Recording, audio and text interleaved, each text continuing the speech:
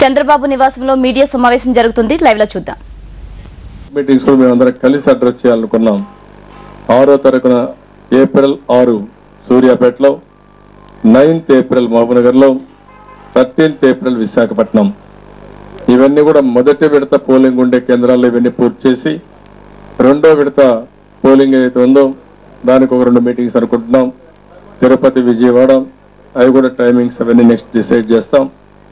ఈ మీటింగ్లు కంబైన్డ్గా అందరం కలిసి అడ్రస్ చేయడం, అదే మనకి విడివిడిగా ఎక్కడికక్కడ క్యాంపెయిన్ చేయడం, అన్ని సీట్లు గెలిపించుకోవడానికి మేమందరం కూడా సమైక్యంగా పనిచేస్తాం.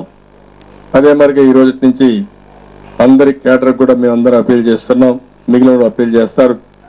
ఎక్కడన్నా ఎవరైనా రెబెల్స్గా వేసినా, ఇండిపెండెంట్గా వేసినా, లేకుంటే ఊటి దిక్కడన్నా ఎక్కడన్నా బీఫామ్ తీసుకొని వేసినా అవన్నీ కూడా విత్డ్రా చేసుకోవాల్సిన అవసరం ఉంది. ఆ విధంగా తెలుగుదేశం పార్టీ తరఫున నేనైతే చాలా స్పష్టంగా అందరినీ కోరుతున్నాను. ఇమ్మీడియట్గా ఎక్కడ మీరున్నా అవన్నీ విత్డ్రా చేసుకుని ఈ మహాకూటమి అభ్యర్థులు ఎక్కడున్నారో వారందరినీ గెలిపించే బాధ్యత మీరు తీసుకోవాల్సిన అవసరం ఉంది.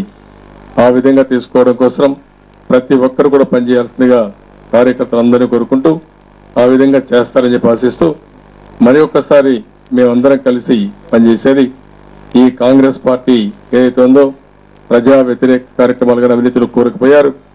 ఆ పార్టీని ఓడించవలసిన అవసరం ఉంది. ప్రజలకు కూడా ఒక మెరుగైన ప్రభుత్వం ఇవ్వడం కోసం మేమందరం కలిసి పనిచేస్తాం. నేను ఇప్పుడు మన మిత్రులందరూ అడ్రస్ చేస్తే తర్వాత 1 or 2 questions will answer.